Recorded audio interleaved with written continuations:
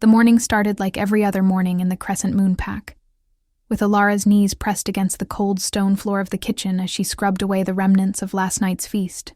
Her hands were raw and red, calloused from years of labor that no Omega should have endured, but then again, she wasn't considered a real Omega by anyone in the pack. She was less than that. A wolfless nobody who existed only to serve those who were blessed with their wolves and their strength. Other Omegas at least had their wolves, had that connection to their inner beast that made them part of the pack, in ways that mattered.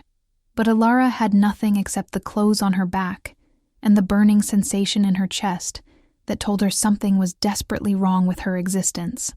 The head Omega, a stern woman named Margot, who seemed to take particular pleasure in making Alara's life miserable, swept into the kitchen with her usual scowl firmly in place. She looked down at Alara, with those cold gray eyes that held nothing but contempt, and clicked her tongue in disapproval. Margot moved closer, her shadow falling across the floor Alara had been scrubbing, and without warning, she kicked over the bucket of dirty water that Alara had been using. The filthy liquid spread across the stones, undoing an hour's worth of work in seconds, and Alara had to bite down on her tongue to keep from crying out in frustration. She had learned long ago that showing emotion only made things worse, only invited more cruelty from those who already saw her as beneath them. Margot's voice was sharp as a blade when she spoke, informing Alara that she had better have the entire kitchen spotless before the ceremony tonight, or she would find herself sleeping outside with the actual dogs, and wouldn't that be fitting for a wolfless waste of space like her? The ceremony Margot referred to was the mating ceremony, an event that happened twice a year, where unmated alphas and betas would choose their partners from the available omegas and other betas in the pack. It was supposed to be a night of celebration and new beginnings, of destined mates finding each other and strengthening the bonds of the pack through love and loyalty.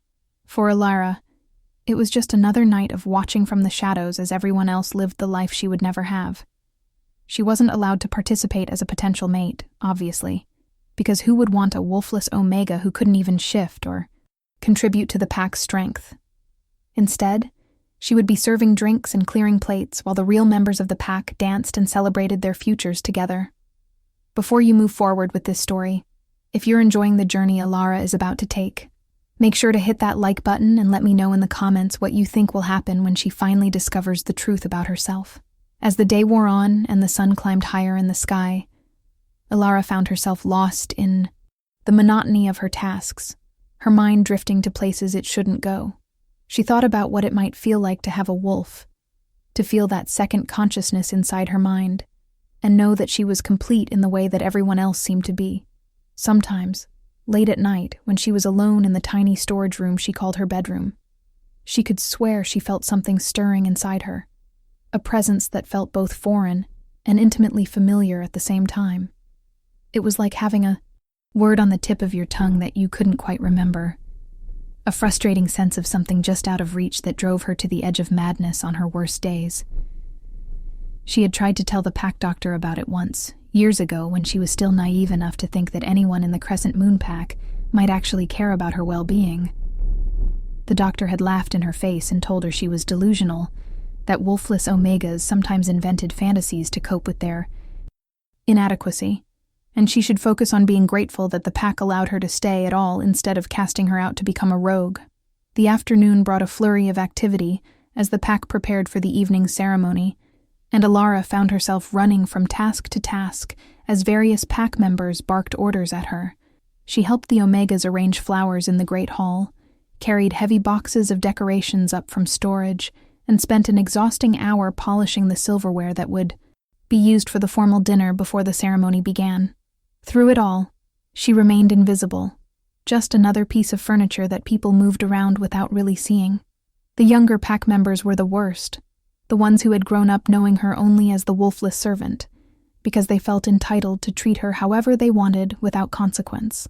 A group of teenage betas cornered her near the storage rooms at one point, mocking her for her shabby clothes and asking if she was excited to watch real wolves find their mates tonight. Their laughter followed her down the hallway even after she managed to slip away, and she hated how much their words still had the power to hurt her after all these years. By the time evening arrived and the first guests started appearing in the great hall, Alara was exhausted in a way that went beyond physical tiredness. She had changed into the only decent dress she owned, a simple gray thing that had been donated to her by one of the kinder Omegas, who had taken pity on her. And she had done her best to tame her long, dark hair into something presentable. Not that anyone would be looking at her anyway, but some small part of her still clung to the idea of dignity, of presenting herself as someone who mattered even if no one else believed it. The great hall had been transformed into something magical, with twinkling lights strung from the ceiling and tables laden with more food than Alara had seen in months. The unmated wolves gathered in clusters, the alphas standing tall and proud while the omegas and betas preened and positioned themselves to be noticed. Alara took her place along the wall with the other servants, a tray of champagne glasses balanced on her arm, and prepared herself for a long night of being invisible. The ceremony began with Alpha Marcus, the leader of the Crescent Moon Pack, giving a speech about tradition and the importance of strong mating bonds to the future of their pack.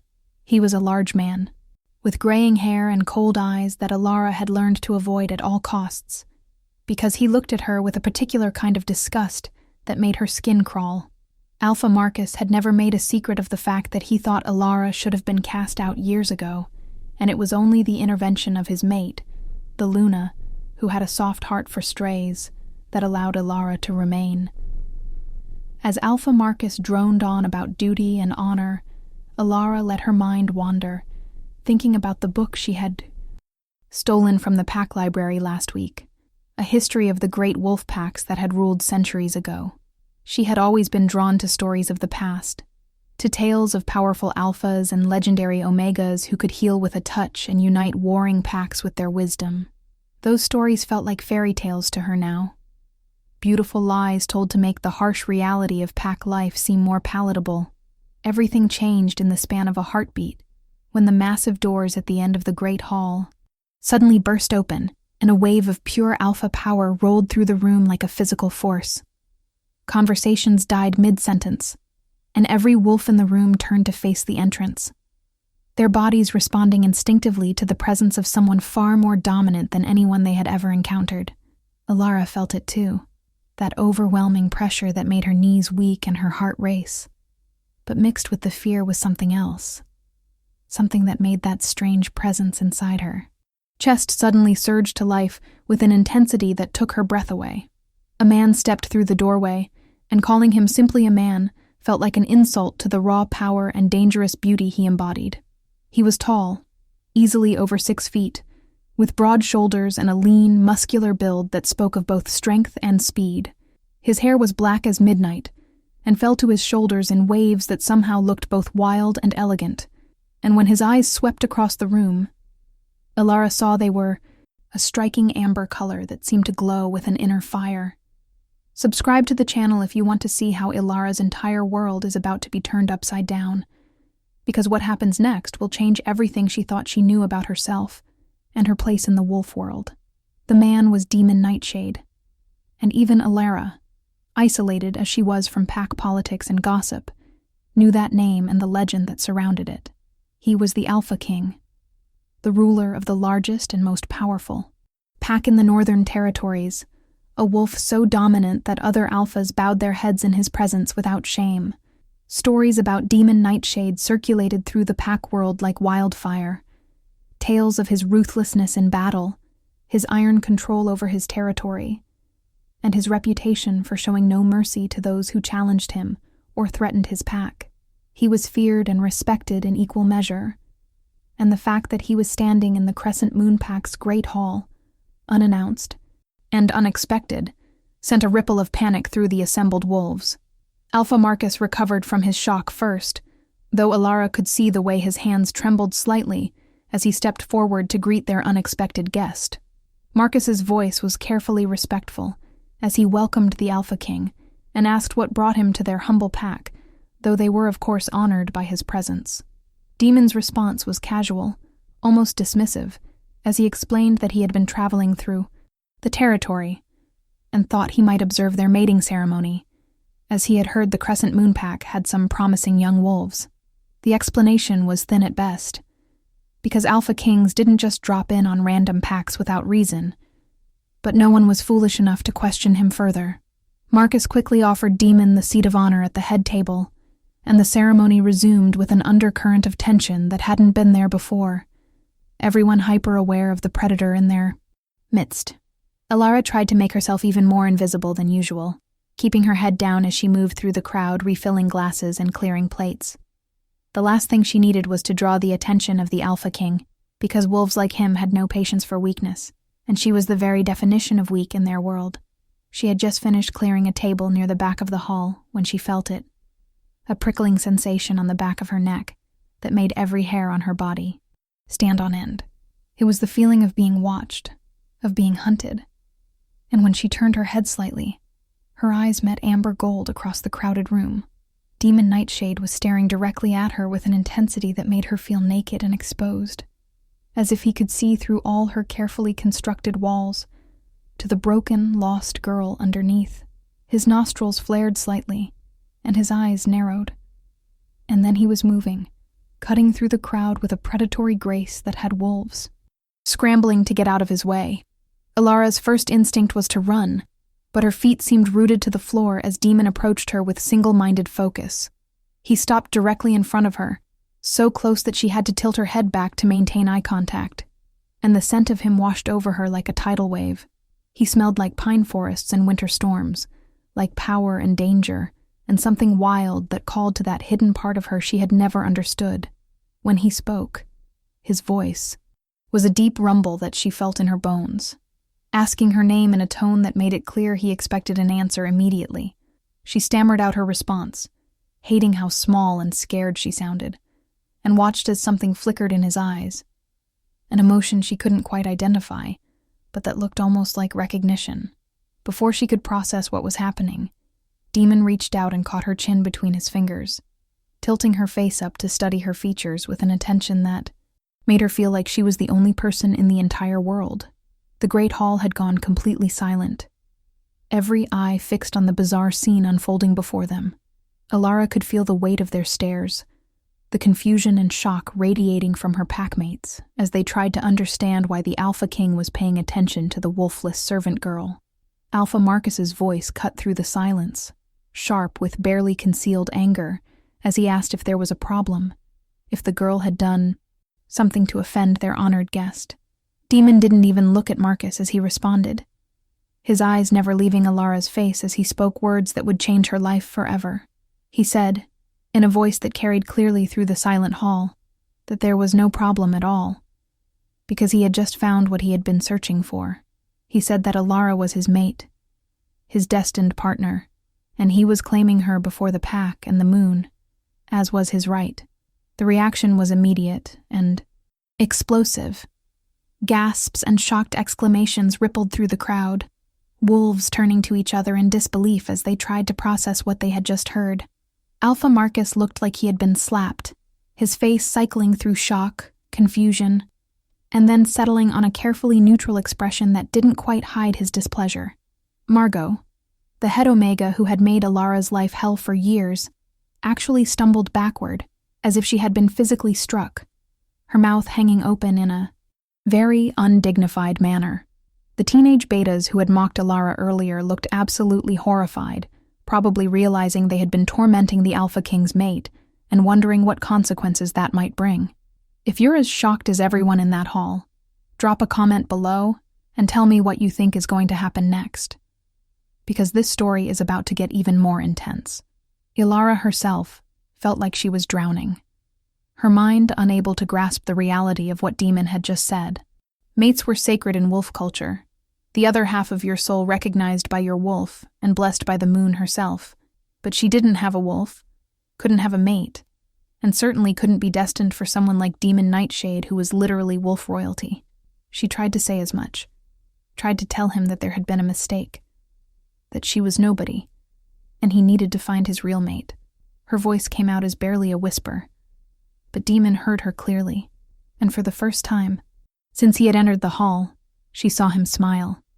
It wasn't a kind smile exactly, more predatory and possessive, but there was warmth in it too, a promise of protection that made that thing inside her chest surge forward with desperate hope. Demon's response to her protests was to wrap one large hand around the back of her neck, a gesture that was both dominant and strangely comforting.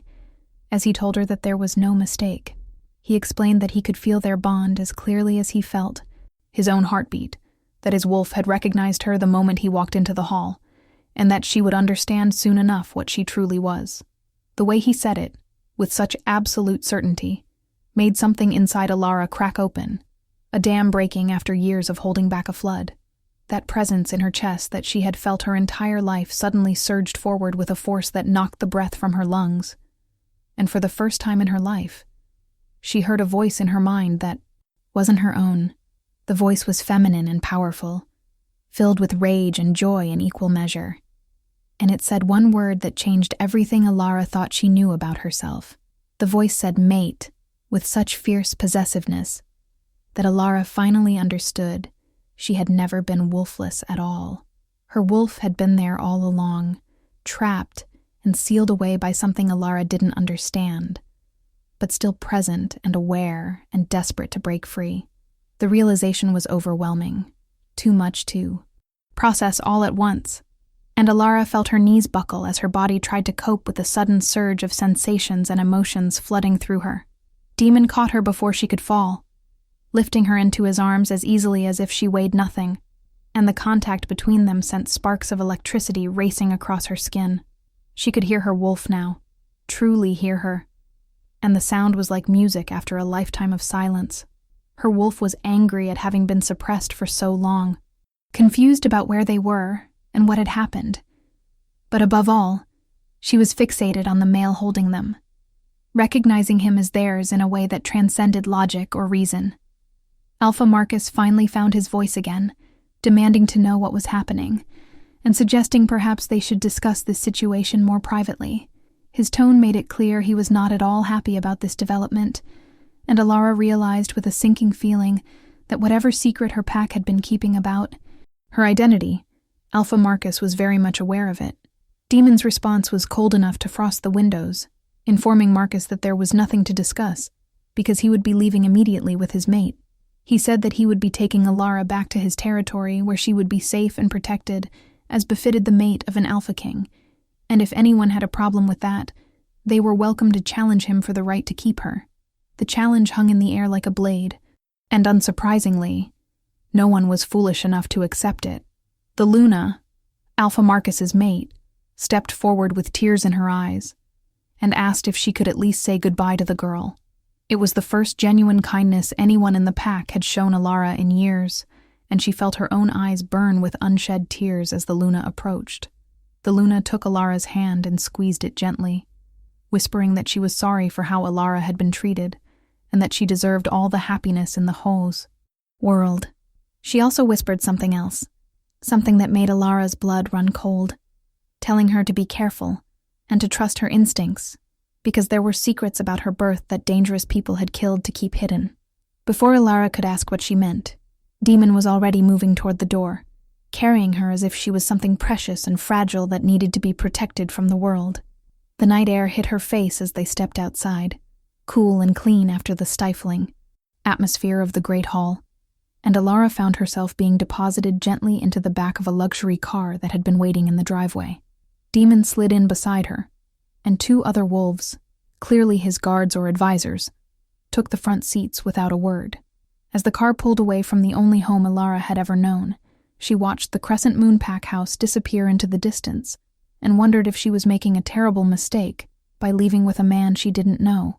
Her wolf, however, had no such doubts, practically purring with satisfaction at being close to their mate and urging Alara to trust the bond between them.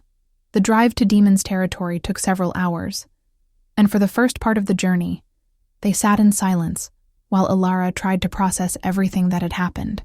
Her mind was spinning with questions and fears, but she didn't know where to start, or if Demon would even answer her if she asked. It was Demon who finally broke the silence, his deep voice gentle in a way that surprised her as he asked if she was all right. The question was so unexpected, so at odds with his reputation as a ruthless Alpha King, that Alara found herself answering honestly. She told him she didn't understand what was happening, that she had spent her entire life believing she was broken and worthless, and now he was telling her everything she knew was wrong. She asked him how he could be so certain she was his mate when she couldn't even feel the bond properly through her blocked wolf. Make sure you're subscribed to the channel, because we're about to dive into the truth about Ilara's past and the conspiracy that stole her identity, and you won't want to miss a single revelation. Demon's explanation was patient and thorough, revealing knowledge about wolf bonds and heritage that Ilara had never encountered in all her years of secret study. He told her that true mate bonds were recognizable even if one partner's wolf was dormant or blocked, that the eye pull between destined mates transcended the physical manifestation of their wolves. He explained that when he walked into that hall, his wolf had gone absolutely wild with recognition, that her scent had called to something primal in him that no amount of training or control could suppress. More than that, he told her that he suspected her wolf wasn't naturally blocked, that someone had deliberately done something to her to suppress her wolf and hide her true nature. The idea that someone had intentionally crippled her, had stolen years of her life and condemned her to an existence of abuse and isolation, made rage burn hot in Ilara's chest. Her wolf, finally able to make her presence known, snarled in agreement, flooding Ilara with images and feelings that suggested she knew more about what had happened than Ilara's human consciousness could access. Demon must have sensed her emotional turmoil because he reached over and took her hand, his thumb stroking across her knuckles in a gesture that was clearly meant to soothe. He told her that they would figure it out together, that he had resources and contacts throughout the wolf world, and that he would not rest until he understood who had done this to her and why. His vow was spoken with such absolute conviction that Ilara found herself believing him, found herself relaxing slightly for the first time since this whole insane night had begun. As they drove deeper into the northern territories, Demon began to tell her about his pack and what she could expect when they arrived. The Nightshade Pack was one of the oldest and largest packs in existence, with over 2,000 members spread across a territory that encompassed forests, mountains, and several small towns. Unlike the Crescent Moon Pack, where Omegas were treated as second-class citizens, the Nightshade Pack valued all its members regardless of designation, recognizing that a strong pack required the contributions of wolves with different strengths and abilities. Demon explained that as his mate, she would hold the title of Luna and would be expected to help him lead the pack, to be a source of wisdom and compassion where he was known for his strength and ruthlessness. The idea was terrifying and thrilling in equal measure, the notion that she might have a purpose beyond scrubbing floors and enduring abuse. They arrived at the Nightshade Pack territory just before dawn, and even in the dim light, Ilara could see that it was nothing like the Crescent Moon Pack lands.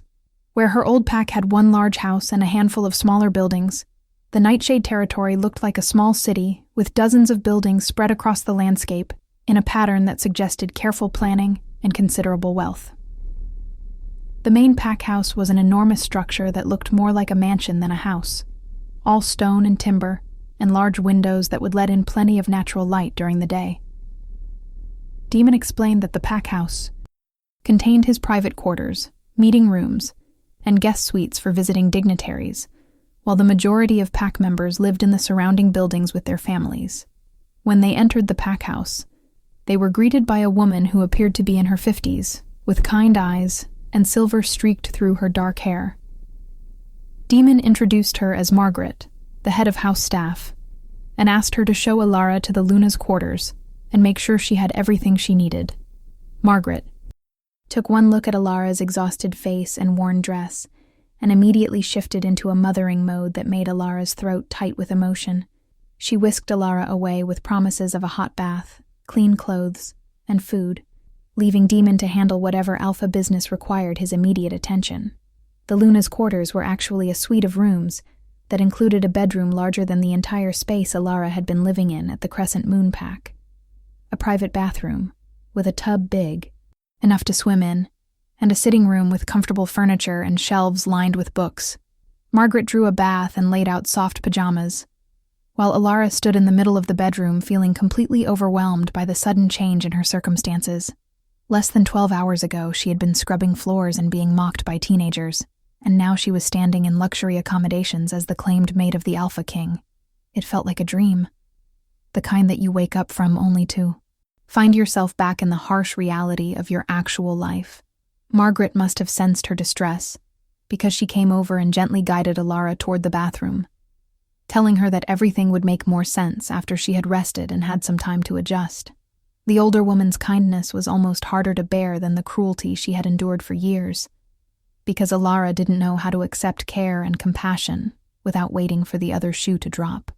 The hot bath was absolute heaven, washing away not just the physical grime of her old life, but some of the emotional exhaustion as well. Alara let herself sink beneath the water's surface, her newly awakened wolf reaching out to touch her consciousness with curiosity and cautious affection. They spent time just existing together, Alara and her wolf, getting to know each other after so many years of forced separation. Her wolf's name came to her naturally, Celine. And with the name came a flood of impressions and half-formed memories that suggested Celine remembered their childhood better than Alara's human mind did. There were images of a different pack, of kind faces and loving hands. And then, darkness and pain, and the feeling of being trapped behind an impenetrable wall. Someone had done this to them deliberately, had torn a pup away from her family, and suppressed her wolf to hide her identity, and the question that burned in both their minds was why. When Alara finally emerged from the bath and, dressed in the soft pajamas Margaret had provided, she found food waiting for her on a tray in the sitting room. There was soup and fresh bread, fruit and cheese, more food than she would have been allowed to eat in a week at the Crescent Moon Pack. She ate slowly, savoring each bite while Celine hummed with pleasure at being properly fed for the first time in recent memory. As she ate, Alara's mind kept circling back to everything that had happened, to Demon's certainty about their bond and the Luna's cryptic warning about secrets and danger. She needed answers, needed to understand who she really was, and what all of this meant for her future. Comment below if you think Alara is secretly from a royal bloodline, because the clues are definitely pointing in that direction, and the truth is even more shocking than you might expect. As if summoned by her thoughts, there was a soft knock on the door, and when Alara called out permission to enter, Demon stepped into the room. He had changed out of his formal clothes into simple dark pants and a shirt, and somehow he looked even more dangerous in casual wear than he had in his ceremonial garb. He asked if he could join her, if they could talk for a while before she rested, and Alara found herself nodding agreement before she had consciously decided to do so. Demon settled into the chair across from her with an unconscious grace, and for a moment they just looked at each other, two strangers bound by fate, trying to figure out how to navigate the impossible situation they found themselves in. Demon started by apologizing for the abrupt way he had claimed her, acknowledging that she probably felt like she had been kidnapped rather than rescued. He explained that the moment he had scented her in that hall, his wolf had gone completely feral with the need to protect and possess, and years of carefully maintained control had simply evaporated. He told her that finding your true mate was supposed to be a moment of joy and celebration, but he had stolen that from her by declaring their bond publicly before she even understood what was happening. His words were sincere, vulnerability showing through the cracks in his powerful alpha demeanor, and Alara found herself softening toward him despite her confusion and fear. She told him honestly that she didn't know how to feel about any of this, that part of her was grateful to be away from the Crescent Moon Pack, while another part was terrified of the unknown future, stretching before her. Their conversation stretched into the early morning hours, covering everything from practical matters like her new role as Luna, to deeper questions about the mate bond and what it would mean for both of them. Demon was surprisingly forthcoming, admitting that while he had always known he would have a destined mate somewhere, he had begun to think he might never find her. He told her stories about his pack, about the responsibilities and challenges of leading so many wolves, and about his own complicated past that included losing his parents to a rival pack's attack when he was barely old enough to take on the alpha mantle. Alara found herself sharing her own story in return, the years of abuse and isolation, the strange feeling of incompleteness that had haunted her, and the secret hope she had clung to that somehow, someday, her life would be different. As dawn light began to filter through the windows, Demon stood to leave and let Alara rest. But before he reached the door, she called out to him. When he turned back, she asked the question that had been burning in her mind since he first claimed her, wanting to know if he had any idea why someone would block her wolf and hide her in a pack where she would be abused and forgotten. Demon's expression darkened, his alpha power flickering in the air around him as he told her that he had suspicions, but needed to confirm them before sharing his theories. He promised that within the next few days, he would have answers for her, that he had already set his best trackers and researchers to work investigating her background. He also told her something that made her blood run cold, warning her that whoever had blocked her wolf had gone to extraordinary lengths to hide her, which meant they were probably very powerful and would not be happy to learn she had been found. The warning should have terrified her. But instead, Alara felt a strange sense of calm settle over her. For the first time in her life, she wasn't alone, wasn't facing the world as a powerless victim who could be hurt with impunity. She had Demon and his pack behind her, and more importantly, she had Celine, her wolf, finally free and eager to prove that they were so much more than the world had tried to make them believe. When Demon left, and Alara finally crawled into the enormous bed, she fell asleep almost immediately. Her dreams filled with running through moonlit forests and the sensation of finally being whole. She woke late in the afternoon to find Margaret waiting with lunch and a selection of clothes that had been brought up from the pack's stores. The older woman explained that Demon had meetings all day, but had asked Margaret to give Alara a tour of the pack lands once she was ready, and to introduce her to some of the key pack members. The idea of meeting more wolves was daunting, but Alara reminded herself that these were Demon's people, pack members who had been raised to value all wolves, regardless of their designation. She dressed in comfortable jeans and a soft sweater, both of which fit perfectly and made her wonder how they had known her size, and followed Margaret out of the Luna's quarters with Celine prowling restlessly just beneath her skin. The tour revealed just how vast and well-organized the Nightshade Pack truly was. There was a school for the pack's children, a medical center staffed by wolf doctors and healers, training grounds where wolves of all ages practiced both their fighting skills and their wolf forms, and even a small business district where pack members operated shops and services for the community. Everyone they passed stopped to greet Margaret and to study Alara with undisguised curiosity. But the reactions were so different from what she had experienced at the Crescent Moon Pack. Here, wolves smiled and welcomed her, congratulated her on being claimed by their alpha, and expressed genuine happiness that Demon had finally found his mate. Several Omegas in particular seemed thrilled to meet her, explaining that they had been hoping for a Luna who understood the Omega perspective and could help ensure their voices were heard in pack decisions. Margaret's last stop on the tour was a building she identified as the Pack Library and Archive, explaining that it contained records going back hundreds of years, along with one of the most extensive collections of wolf lore and history in the territories. The head archivist was an elderly man named Thomas, who had milky eyes that suggested he was going blind, but a mind that was sharp as a tack. When Margaret introduced Alara as the Alpha King's mate, Thomas did something unexpected.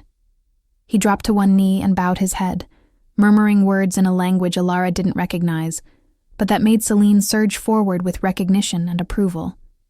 When he rose, there were tears streaming down his weathered cheeks, and he told Alara that he had waited his entire life to see this day, to witness the return of the Silver Moon bloodline. The words hit Alara like a physical blow, and she would have staggered if Margaret hadn't been there to steady her. Silver Moon was a name from legend, from the old stories about the royal wolf families who had ruled before the pack system had fragmented into the territories they knew today. The Silver Moon line had been famous for producing Omegas with special gifts, wolves who could heal with their touch, who could sense emotions and truth, and who were said to be blessed directly by the moon goddess herself. Every child in the wolf world grew up hearing stories about the Silver Moon family, but those stories always ended the same way, with the family being wiped out in a violent coup that had taken place over 25 years ago. There were no survivors, or so everyone believed. Thomas invited them into his office and began pulling out old books and scrolls, his hands shaking with excitement as he laid out documents that chronicled the Silver Moon family history. He showed them portraits of past Silver Moon Omegas, and Alara felt her breath catch in her throat as she stared at a painting of a woman who could have been her twin. Thomas identified the woman as Luna Aria Silver Moon, who had been the last Luna of the Silver Moon pack before the coup. He explained that Luna Aria had been famous for her extraordinary gifts, including the ability to sense lies and see glimpses of the future, and that she had been pregnant when the pack was attacked. The official story was that Luna Aria and her unborn child had died along with the rest of the royal family. But there had always been rumors, whispered legends about a child who had survived and been hidden away for her own protection. Alara's mind was reeling as she tried to process the implications of what Thomas was telling her. If she was truly descended from the Silver Moon line, if she was the lost child everyone thought had died 25 years ago, then the suppression of her wolf hadn't been a random act of cruelty. It had been a deliberate attempt to hide her identity, to keep her powerless and unaware, so that whoever had orchestrated the death of her family would never have to face justice. The rage that burned through her at the thought was matched only by Celine's fury, her wolf snarling with the need for vengeance against those who had stolen their birthright and murdered their family. If you're on the edge of your seat right now, hit that like button and make sure you're subscribed, because this story is about to explode with action and revelations you won't believe. Margaret quickly excused herself to go find Demon, correctly intuiting that he would want to know about this development immediately. Thomas continued pulling out documents, showing Alara records of the Silver Moon Pack's history, their gifts, and their role in maintaining peace among the wolf territories. He explained that Silver Moon Omegas weren't just leaders. They were diplomats and healers, wolves who could sense the truth of a situation and help resolve conflicts before they escalated into war. The loss of the Silver Moon line had created a power vacuum that had led to decades of territorial disputes and violence, and many believed that the wolf world would never know true peace again without a Silver Moon Omega to guide them. When Demon arrived, his power preceded him like a wave, and Alara could see the barely controlled fury in his eyes as Thomas explained what he had discovered. Demon listened in silence as the old archivist laid out the evidence, his hands clenched into fists and his jaw tight with rage. When Thomas finished, Demon turned to Alara and told her in a voice that shook with emotion that he understood now why her wolf had been blocked.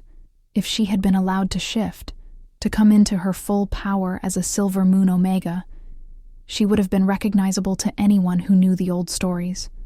Her wolf would have been silver and white, marked with the crescent moon pattern that all Silver Moon wolves carried, and someone would have eventually realized who and what she was. By blocking her wolf and hiding her in a small, insignificant pack, whoever was responsible had ensured she would grow up powerless and unnoticed, unable to threaten them or claim her birthright. The question now was who had done this, and why. Thomas had theories, explaining that the coup that destroyed the Silver Moon Pack had never been fully investigated because it happened during a period of great instability, when multiple packs were warring for dominance. The official story was that a rival pack called the Blood Fang had attacked and destroyed the Silver Moon wolves out of jealousy and a desire for their territory. But Thomas had always suspected there was more to it than that. He believed that the coup had been orchestrated by wolves who wanted to prevent the Silver Moon line from uniting the territories under one rule. Wolves who benefited from the chaos and division that had followed the family's destruction.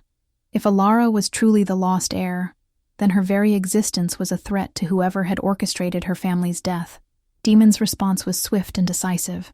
He ordered his best guards to be assigned to Alara's protection immediately, insisted that she not leave the pack house without a full security detail, and called for an emergency meeting of his most trusted advisors and warriors.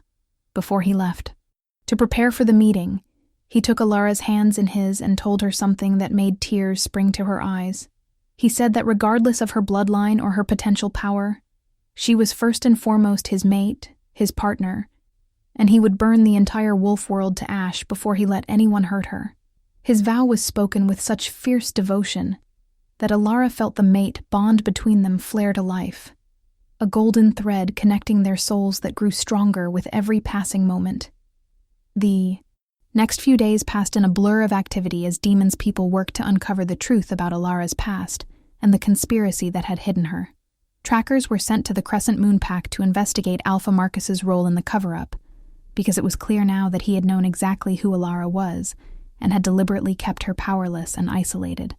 Demon's network of contacts throughout the wolf world was activated, reaching out to old wolves who remembered the Silver Moon family and might have information about what really happened that terrible night.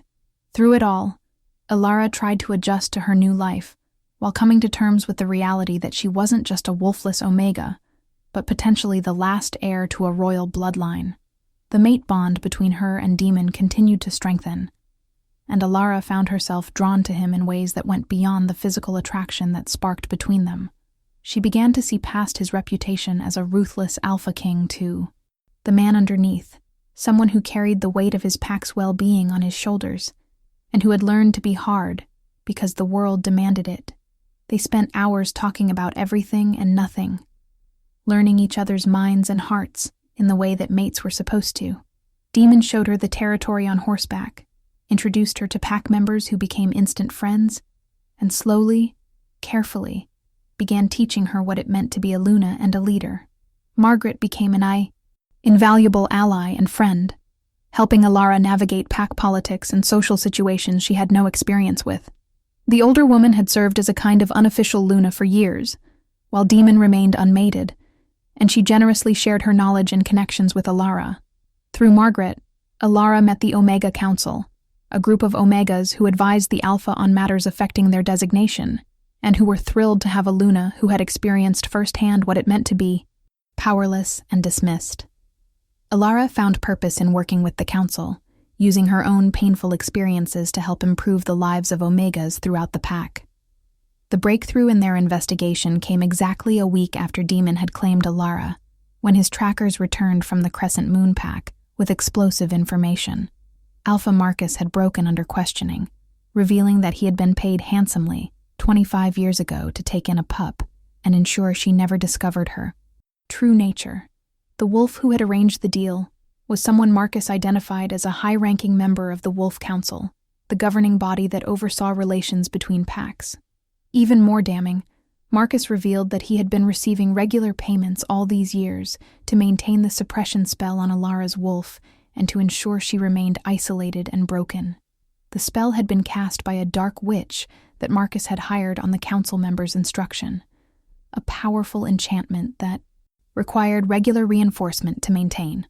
Armed with this information, Demon called for an emergency session of the Wolf Council, demanding that the member in question, an older alpha named Victor Thornwood, be brought in for questioning. Victor was a wolf who had risen to power in the chaos following the Silver Moon family's destruction, and he had spent the past 2 decades positioning himself as a voice of reason and stability on the council. The accusation that he had been involved in the coup sent shockwaves through the wolf political establishment, and the council meeting promised to be explosive. Demon insisted that Alara attend as his Luna, and as the last heir of the Silver Moon line.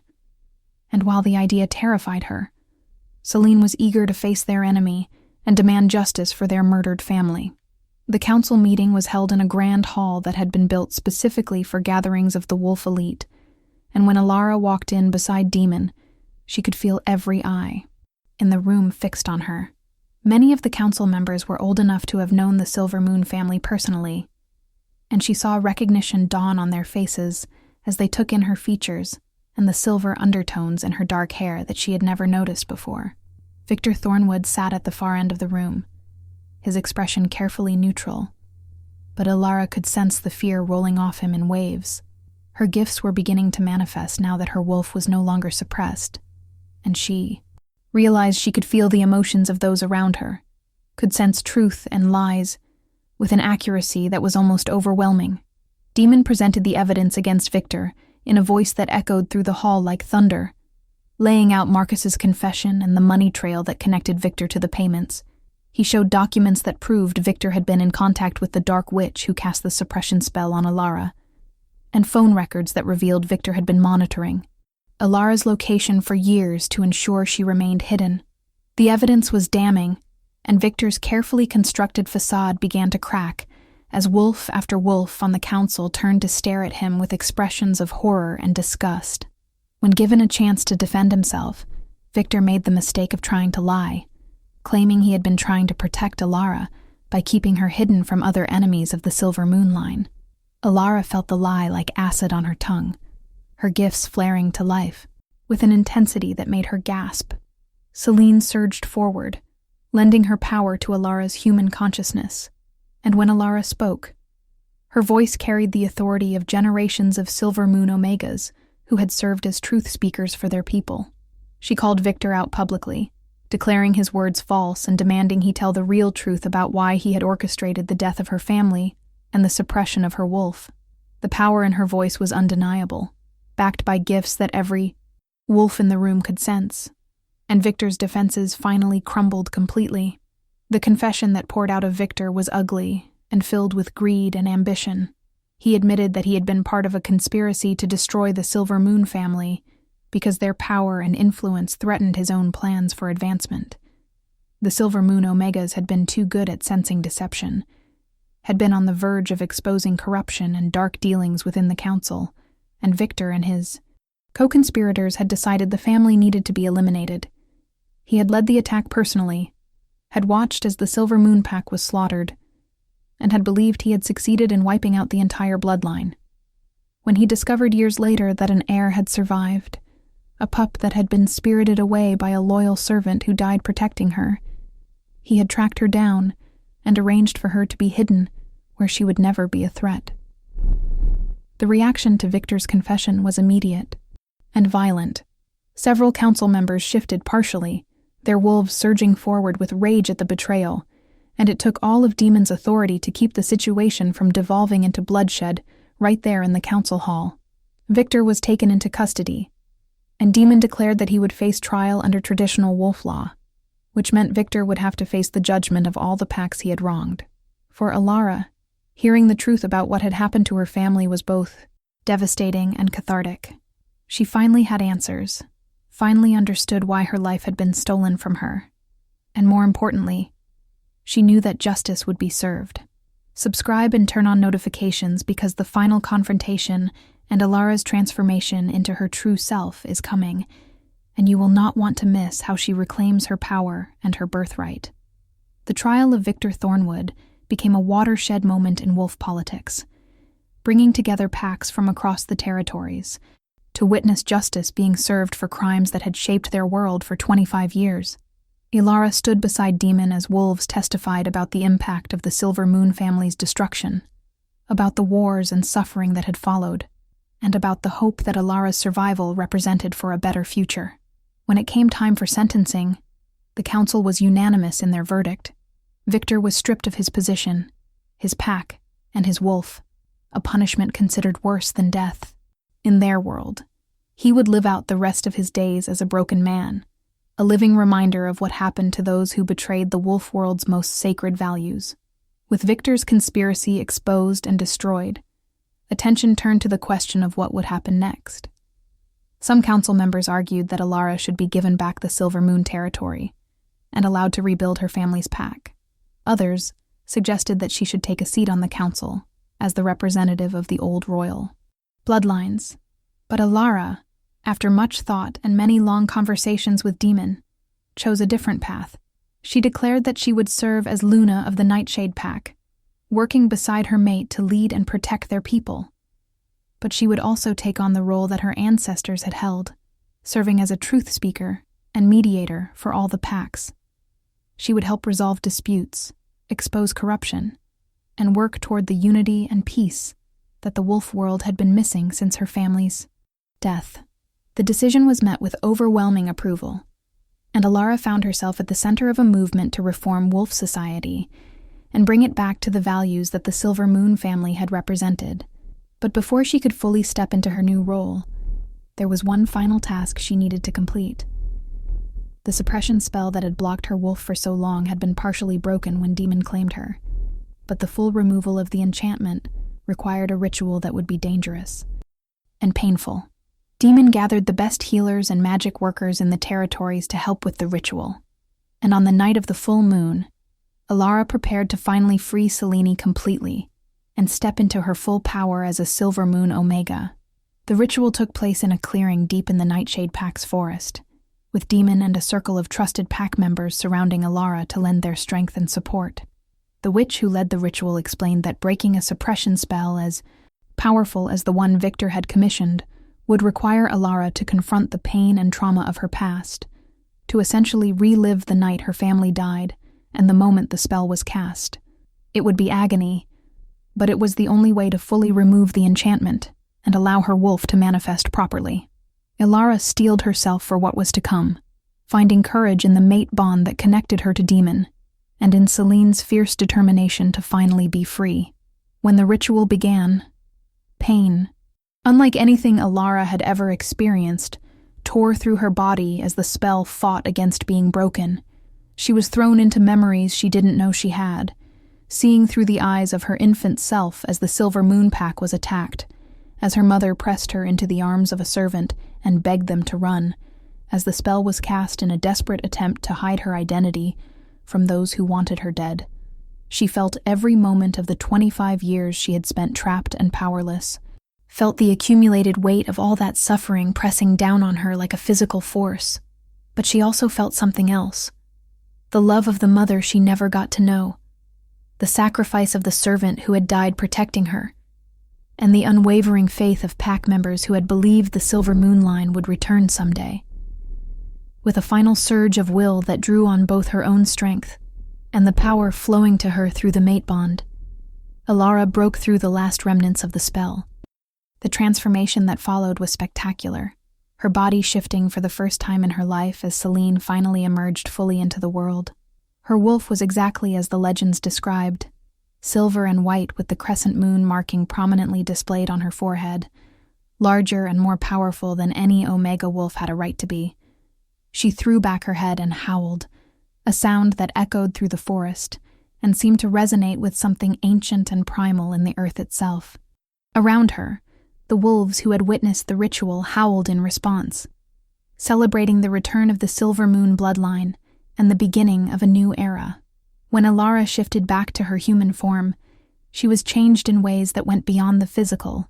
She could feel her gifts fully now, the ability to sense truth and lies, to read emotions and understand the hearts of those around her, and most importantly, the healing power that allowed her to mend both physical wounds and the deeper, emotional scars that wolves carried. Demon was there immediately, wrapping her in his arms and his scent, grounding her as she adjusted to the overwhelming flood of sensations and abilities that came with her full power. He told her how proud he was of her strength and courage, and how honored he was to stand beside her as her mate and her partner. The love in his eyes was unmistakable. The mate bond between them now fully realized and stronger than anything either of them had imagined possible. The epilogue to Alara's story came 6 months later, as she stood on a platform overlooking the largest gathering of wolf packs in living memory. Demon stood beside her, solid and supportive, as she prepared to address the assembled wolves about her vision for their future. She had spent the past months traveling to different territories, mediating disputes, exposing corruption, and slowly rebuilding the trust and unity that had been lost when her family died. The work was hard and often frustrating, but she approached it with the same determination that had allowed her to survive years of abuse and isolation. She was no longer the powerless servant girl who had scrubbed floors and endured mockery. She was Luna Alara Silver Moon Nightshade, and she had a destiny to fulfill. As she began to speak, her voice carrying clearly through the crowd with a power that owed as much to her gifts as to the acoustics of the amphitheater, Alara reflected on how far she had come. She talked about the importance of valuing all pack members, regardless of their designation, about treating Omegas with the respect they deserved, and about building a wolf society based on justice and compassion rather than pure dominance.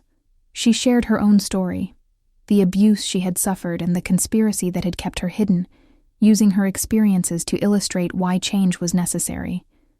And she called on all the packs to work together toward a better future, to honor the legacy of the Silver Moon family by creating a world where no wolf would be treated as less than they were.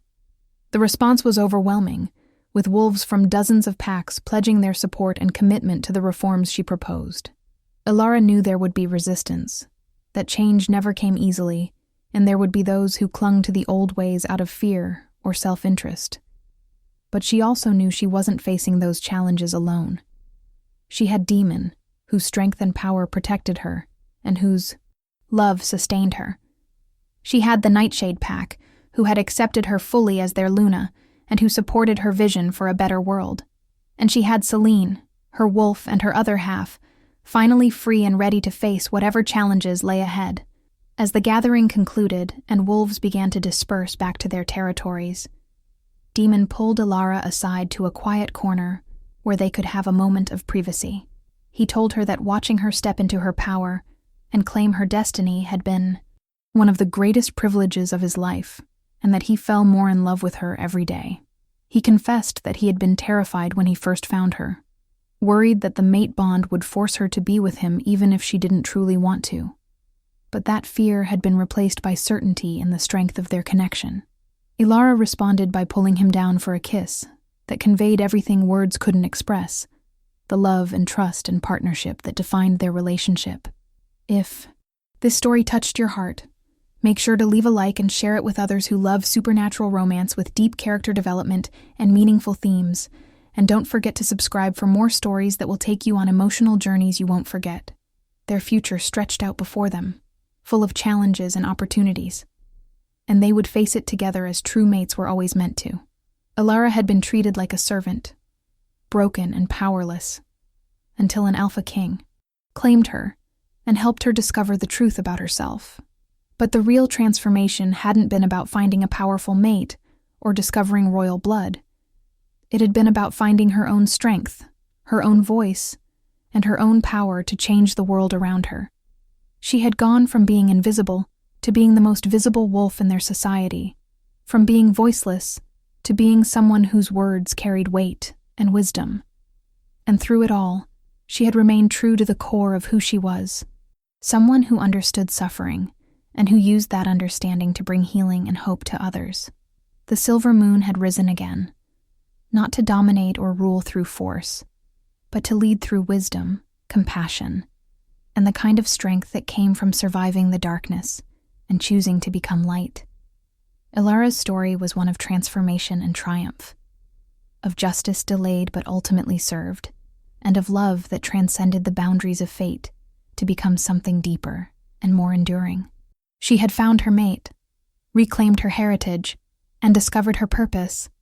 And in doing so, she had changed not just her own life, but the entire wolf world. And this was only the beginning of the legend of Luna Alara Silver Moon Nightshade, the servant who became a queen and the Omega who reminded everyone that true power came not from dominance, but from the courage to stand for what was right, and the compassion to lift others up along the way.